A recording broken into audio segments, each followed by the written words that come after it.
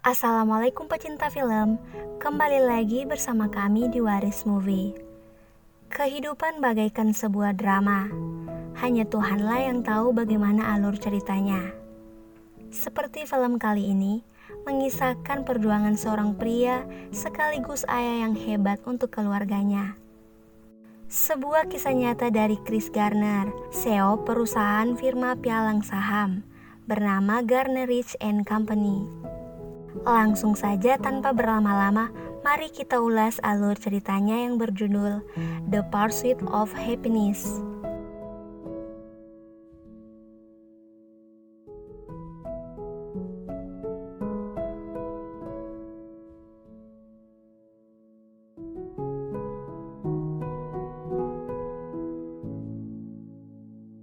Pria ini bernama Chris Garner, seorang salesman alat cek kepadatan tulang. Dan ini adalah anaknya Christopher Garner. Setiap hari, ia harus mengantarkan anaknya ke tempat penitipan sekaligus sekolah. Karena ia dan istrinya harus bekerja. Tak lupa dia harus menjual alat tersebut agar bisa untuk menafkahi keluarganya. Namun sayang alat itu sangat kurang peminatnya. Padahal ia telah berinvestasi banyak untuk alat itu. Hari itu Chris menjumpai istrinya Linda di tempat kerjanya. Ia meminta Linda untuk menjemput putra mereka, karena ia sendiri akan pergi untuk menjumpai pelanggan. Seperti sudah menjadi hobi, si Chris itu mobilnya selalu terkena tilang. Tentu saja hal itu menjadi pengeluaran tambahan rutin baginya. Yang mana untuk membayar sewa rumahnya saja, ia harus menjual 2 alat itu setiap bulannya. Dan 1 alat lagi untuk membayar tilang mobilnya. Di rumah ternyata istrinya sudah menjemput anaknya. Saat mereka selesai makan malam, Linda tampak kesal pada suaminya karena selalu terkena tilang. Chris pun mencoba untuk membujuk Linda, namun istrinya yang sudah kesal itu justru pergi untuk bekerja lagi. Di pagi hari saat Chris tengah berjalan, ia berjumpa dengan pria yang turun mengendarai mobil sport merah. Ia bertanya kepada pria itu, apa pekerjaannya hingga bisa mendapatkan mobil mewah itu. Beruntungnya pria itu cukup ramah. Dia mengatakan bekerja sebagai pialang saham. Si Chris pun bertanya lagi, apakah perlu kuliah untuk bekerja di sana? Pria itu menjawab tidak perlu. Yang penting bisa menghitung dan berbicara dengan pelanggan. I still remember that moment. Why couldn't I look like that? Chris ingin mendiskusikan tentang pekerjaan pialang saham pada Linda. Namun, Linda yang masih kesal dengan suaminya malah membuat keributan. Di depan pintu gedung itu, tertera bahwa dibukanya lamaran sebagai pialang saham.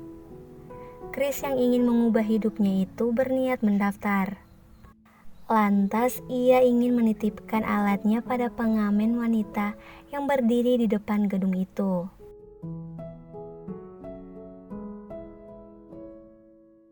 Saat berbincang mengenai pekerjaan itu, Chris melihat wanita pengamen itu lari, membawa alat yang dititipkannya tadi. Chris pun langsung lari mengejar wanita tersebut. Setelah mengejar sampai ke stasiun, Chris tidak berhasil mendapatkan wanita itu. Ia pun pulang dengan rasa sedih. It took just 20 people every 6 months.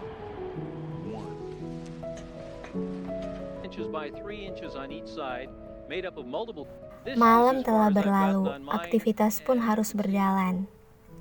Mereka berangkat seperti biasa. Linda yang pergi bekerja, dan Chris yang mengantar anaknya ke sekolah penitipan. Lalu mencoba mendatangi lagi perusahaan yang kemarin untuk menyerahkan formulirnya. Setelah keluar dari kantor itu, Chris melihat wanita pengamen yang melarikan alat pemindai tulang miliknya itu. Alat itu sangat berharga untuk Chris. Dulu ia menghabiskan seluruh uangnya untuk membeli alat tersebut.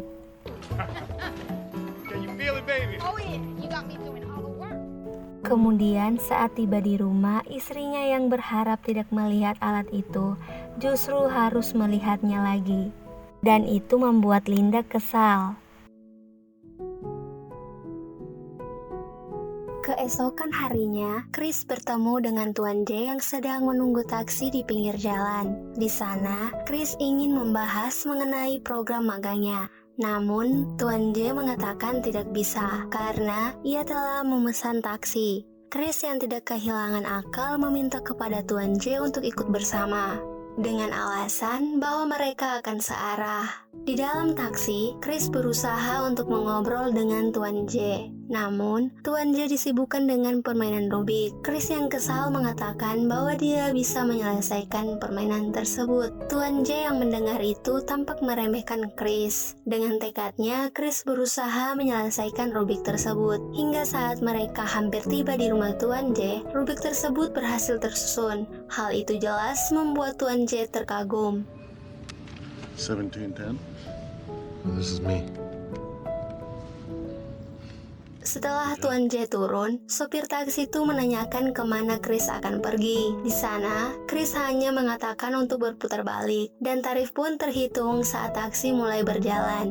Saat taksi itu berhenti di lampu merah, Chris mencoba melarikan diri. Meskipun ia sangat menyesal, namun hal itu terpaksa ia lakukan karena Chris benar-benar harus menghemat uangnya. Sekuat tenaga ia berlari dari kejaran sopir taksi itu. Namun sayang, alat scan tulang Chris harus tertinggal saat Chris akan memasuki kereta.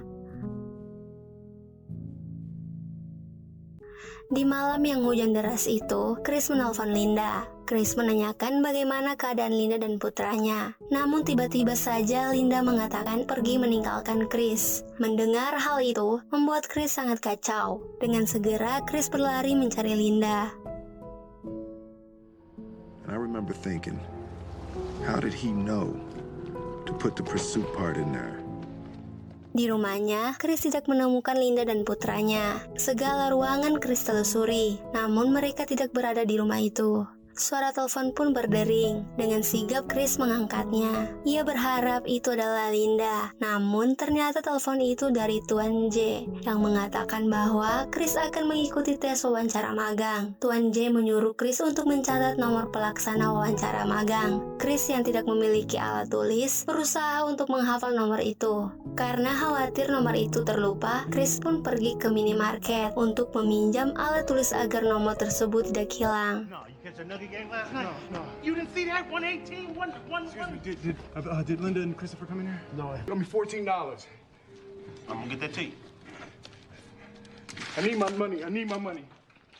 Keesokan paginya, Chris berjumpa Linda di sekolah putranya. Di sana, mereka terlibat perkelahian. Chris pun meminta Linda untuk tidak membawa putranya. Tak ingin kehilangan putranya, Chris segera menemui anaknya dan membawanya untuk pulang ke rumah.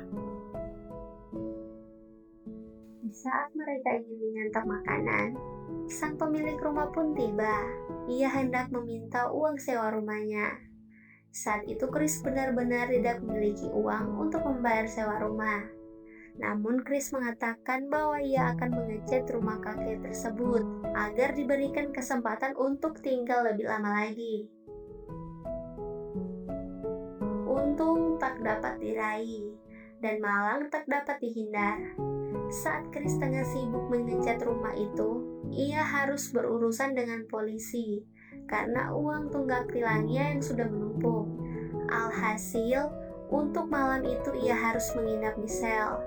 Tak lupa, Chris menelpon istrinya agar ia bisa menjaga anak mereka untuk malam itu, hingga Chris bebas dari penjara.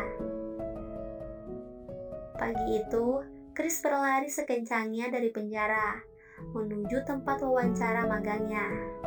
Dengan pakaian yang penuh cat itu, Chris tiba di perusahaan itu. Chris menunggu gilirannya dengan hati yang gundah. Berharap dengan penampilannya itu tidak mempengaruhi hasil wawancaranya. Tibalah giliran Chris untuk diwawancara. Saat di perjalanan, ia melihat orang-orang yang tampak sibuk dengan kerjaannya. Sampainya di pintu masuk, Chris melangkah dengan percaya diri. Sementara, orang-orang di ruangan itu menatapnya dengan aneh.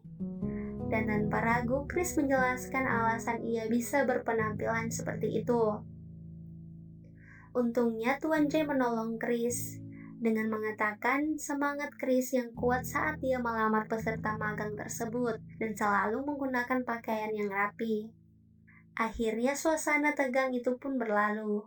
Chris pun berhasil diterima menjadi pemagang di perusahaan itu. Saat Chris hendak pergi, Tuan J menghampirinya. Dia mengatakan agar Chris secepatnya mengurus keperluan untuk magangnya. Namun di sana, Chris tampak ragu saat Tuan J mengatakan hal itu padanya. Karena saat magang itu tidak digaji, hal itu jelas There was no membuat Chris salary. bimbang untuk Not even meneruskannya a atau reasonable tidak. promise of a job. Di rumah, Chris melanjutkan untuk mengecat rumahnya. Hingga saat selesai, ia dengan cemas menunggu Linda untuk mengantarkan Christopher anak mereka. Dan untungnya, Linda menepati janjinya untuk mengantar putranya mereka pulang kembali. Setelah menidurkan putranya, Linda mengatakan kepada Chris bahwa ia akan pergi ke New York untuk bekerja dengan pacar adiknya yang baru membuka restoran. Setelah menjelaskan itu, sempat terjadi perdebatan di antara mereka mengenai siapa yang akan mengasuh putranya.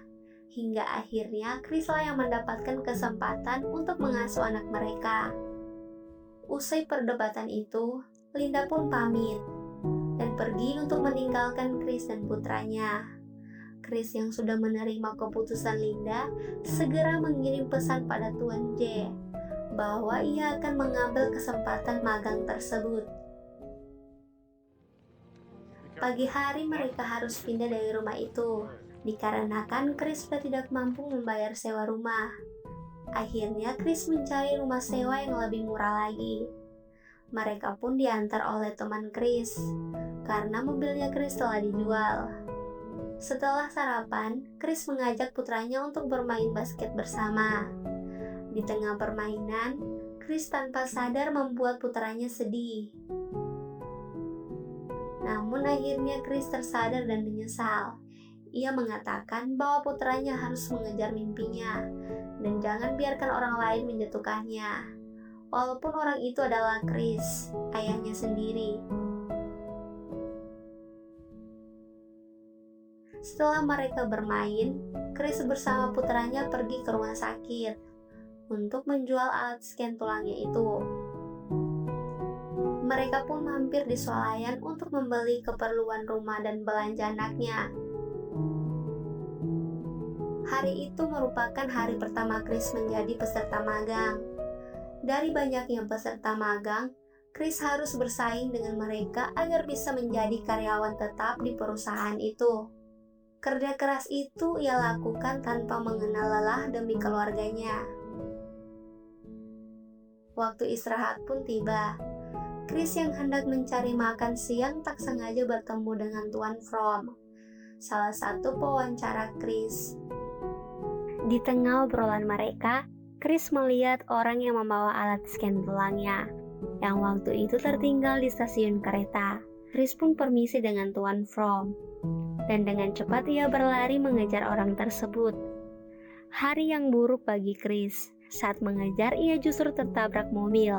Sialnya lagi, Chris pun kehilangan sebelah sepatunya.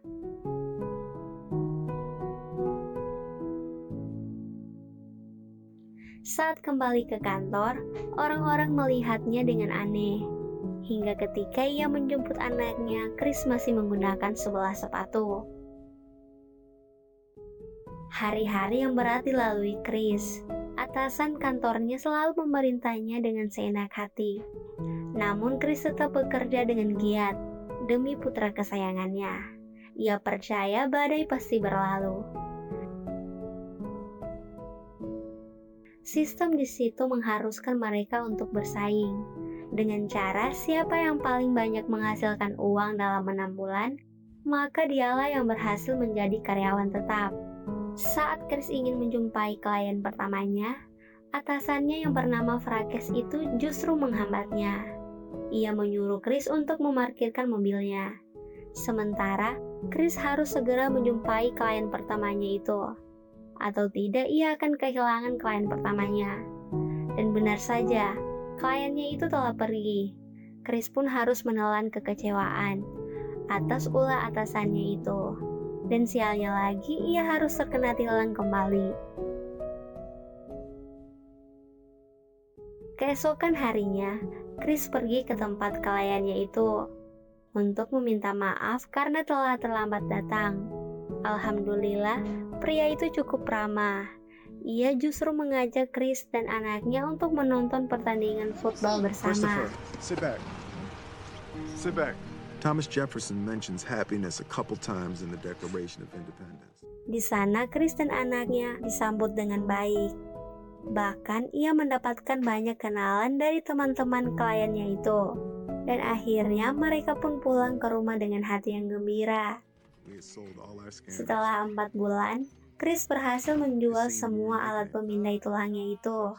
Namun, kebahagiaannya tak berlangsung lama, karena pemerintah menarik paksa uang dari rekeningnya. Dengan alasan tunggakan denda tilangnya yang sudah menumpuk. Hari itu Chris benar-benar bangkrut. Uang yang dimilikinya telah dirampas paksa. Dan kini ia tidak lagi memiliki uang di rekeningnya. Saat menemani anaknya bermain di taman, Chris melihat orang yang membawa alat pemindainya itu. Dia pun berlari dan mengambil alat itu. Setelah dibersihkan, Chris mencoba menjual alat itu pada rumah sakit. Namun sayang, ternyata alat itu telah rusak. Di rumah, barang-barang mereka telah dikeluarkan. Dan kunci rumah pun sudah diganti. Chris yang hanya bisa pasrah, mengajak putranya ke stasiun kereta. Demi untuk menghibur putranya, Chris mengarang cerita.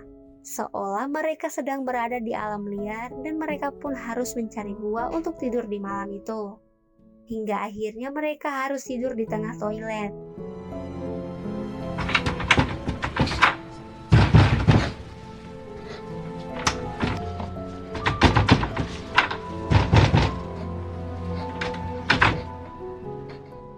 Saat di kantor, Tuan J melihat Chris membawa banyak barang. Di sana, Chris hanya bisa berbohong agar dia tidak diremehkan. Sepulangnya kerja, Chris membawa anaknya untuk mencari tumpangan. Tempat pertama yang dituju ia ditolak. Lalu Chris disarankan ke suatu tempat yang dapat menampung orang-orang tunawisma.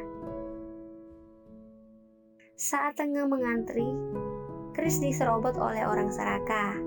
Lantas Chris yang ingin anaknya dapat tidur dengan tenang pun berkelahi dengan orang tersebut. Dan untungnya orang-orang di sana banyak yang mendukungnya. Lalu Chris dan anaknya dapat menginap dengan tenang malam itu. Setelah menidurkan anaknya, Chris berusaha untuk memperbaiki alat pemindainya. Dan tak lupa ia menyempatkan untuk belajar. Setelah selesai bekerja, saat Chris hendak pulang, ia diberhentikan oleh atasannya dan meminjam uang Chris. Walau hanya $5, namun itu sangat diperlukan Chris untuk membeli alat agar ia dapat memperbaiki alat pemindainya. Dan karena itu Chris tidak bisa pulang tepat waktu. Hingga akhirnya ia ketinggalan antrian penampungan untuk malam itu. Karena Chris sudah kehabisan uang, ia terpaksa untuk mendonorkan darahnya agar mendapatkan uang untuk bisa membeli suku cadang supaya dia bisa memperbaiki alatnya. Seperti kata pepatah, badai pasti berlalu. Kini hari-hari Chris sudah mulai diiringi dengan keberuntungan karena alatnya berhasil terjual. Tibalah hari di mana Chris akan mendengar hasil magangnya selama 6 bulan. Kegugupan jelas tampak dari raut wajah Chris. Namun, alhamdulillahnya akhirnya Chris berhasil lulus dengan nilai yang baik. Dan sejak hari itu, kini Chris memiliki pekerjaan yang tetap. dan dapat menghasilkan uang yang lebih dari cukup untuk putra tercintanya. Is called happiness.